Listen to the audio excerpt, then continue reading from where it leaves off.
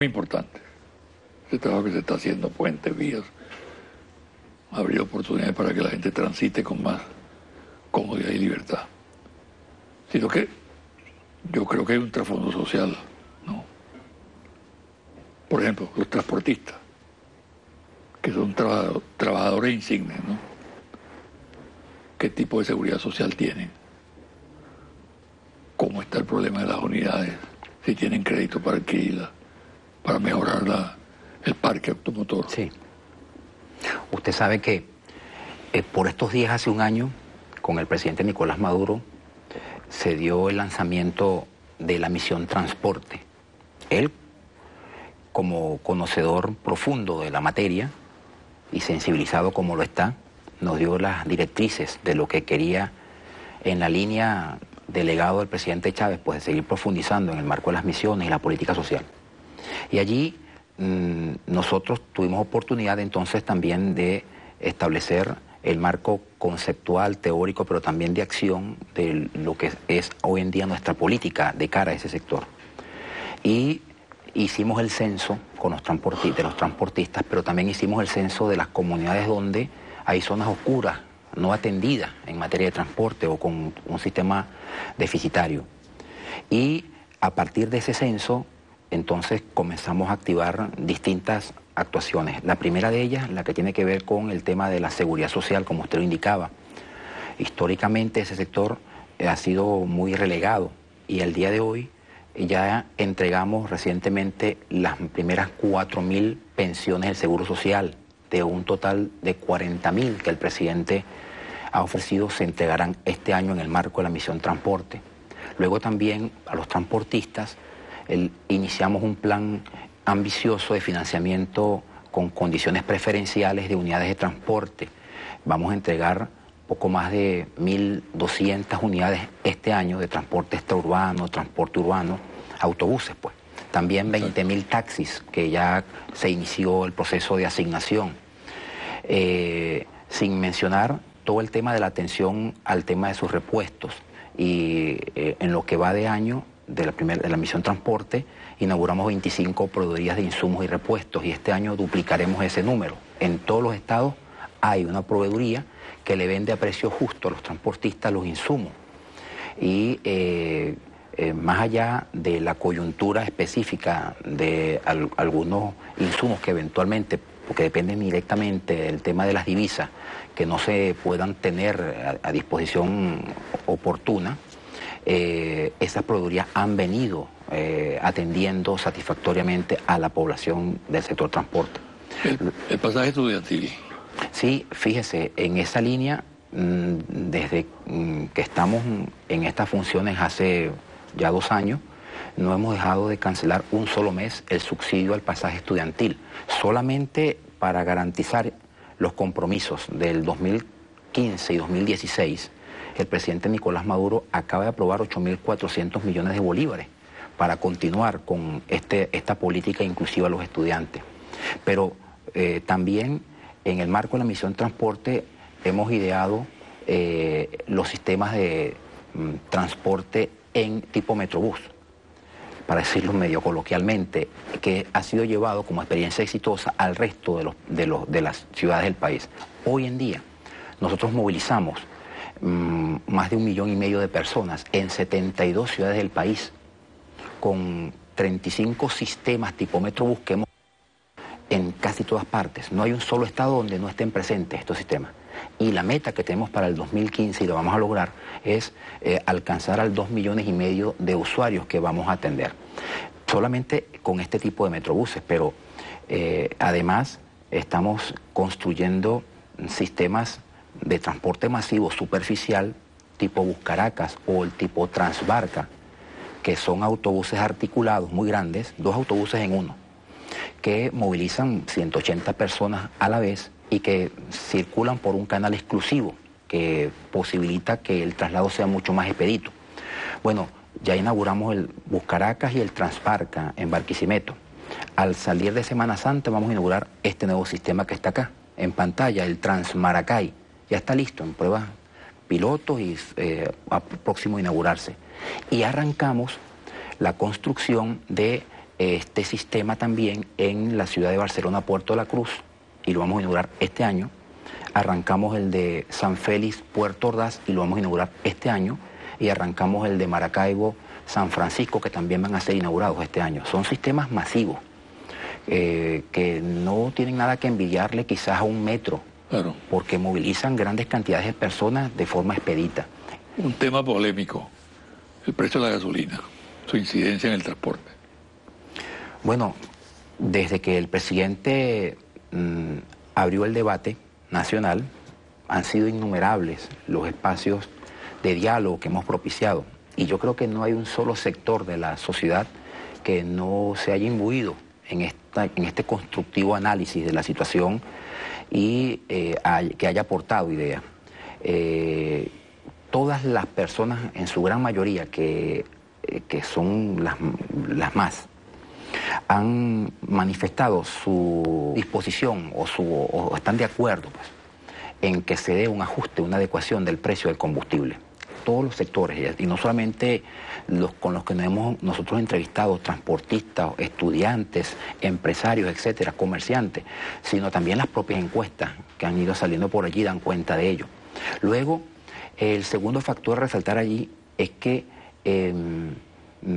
entre quienes dicen están a favor del incremento de la gasolina, que es la gran mayoría, la posición que casi al unísono se refiere en este sentido es que se haga de forma gradual, que no sea un incremento de una sola vez o de forma exabrupta. Y luego nosotros, mirando esta configuración de posible escenario, en todo caso le corresponde al presidente Nicolás Maduro tomar las decisiones y hacer los anuncios correspondientes. Nosotros lo revisamos con el sector transporte, que es el sector que de forma directa Claro. más se ve impactado. Y los transportistas nos han dicho, y aquí tengo, por cierto, traje para dejarlo claramente establecido, ¿no? En estas minutas de acuerdo con el sector de transportistas, este es el caso del sector de transporte público, y en esta otra minuta de acuerdo firmado con todos los representantes, cámaras, etcétera, del transporte de carga, ellos han referido que si se da el escenario de la adecuación de los precios del combustible de forma escalonada, de forma gradual, su estructura de costo no se ve impactada, dada la distorsión tremenda que hay Claro. en los precios, y que entonces no sería necesario un ajuste adicional de las tarifas del transporte público ni de los fletes. Y esto son muy buenas noticias, porque lo que está detrás del celofán ese de incertidumbres que gira en torno a un tema tabú como este, bueno, se despeja, se devela, porque el principal sector que alude esta posibilidad de ecuación ha dicho: yo no tengo por qué aumentar los precios, no tengo por qué aumentar las tarifas, no tengo por qué aumentar el flete. Si esto es así, luego no hay forma de que impacte en la estructura de costo de la producción de cualquier bien o cualquier servicio, porque además los trabajadores no le van a demandar ni a los comerciantes ni a los productores que se les dé un alza de salarios porque supuestamente aumentó el transporte. Es decir, la cadena, la espiral, posible espiral de aumento de precios, bueno, en su punto inicial es detenida. No hay motivos para que se dé, de tal suerte de que estas son, bueno, las primeras impresiones que hemos recibido del diálogo nacional que el presidente nos ha convocado. Va a comenzar la Semana Santa. ¿Qué previsiones se van a tomar? Se presume que va a haber una gran movilización nacional. Sí, el pronóstico es que crezca significativamente en referencia a lo que fue el comportamiento en la Semana Santa del 2014. Y para eso estamos preparados, tanto a nivel de los controles en los terminales terrestres, a nivel de los dispositivos de seguridad vial que se han implementado a lo largo de las vías. Las coordinaciones están hechas. Además, hemos habilitado todo el sistema de transporte público que ha creado la revolución para que le preste beneficio a los temporadistas.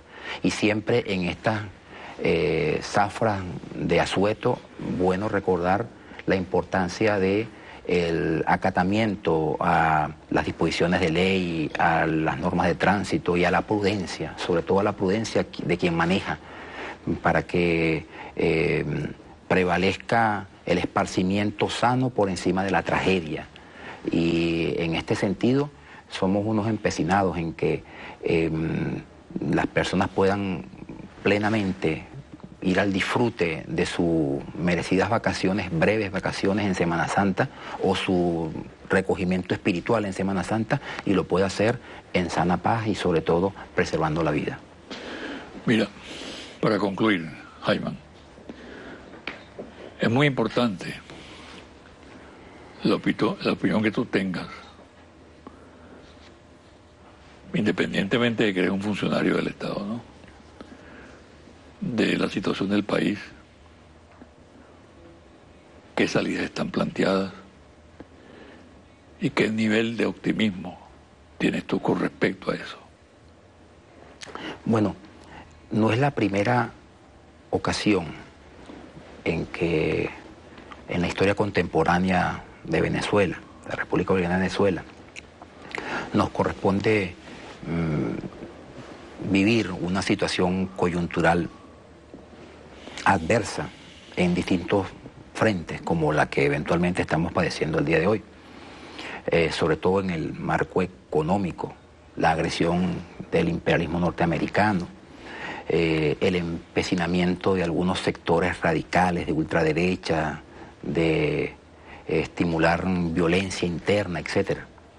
Pero como en otras ocasiones, yo siento que la fuerza espiritual, organizada además, muy politizada desde el punto de vista de la conciencia que ha adquirido las mayorías nacionales, van a final de cuentas a establecer la agenda política y económica de los próximos años.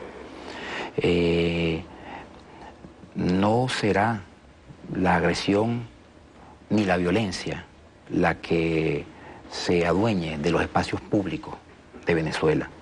Será, sin lugar a duda, la reacción de las grandes mayorías a favor de la democracia genuina y de la defensa de sus ideales, independientemente de cuáles fueran los que van a prevalecer. Y este año tenemos delante de nosotros un escenario democrático que nos convoca, y allí tendremos que seguir dirimiendo nuestras diferencias.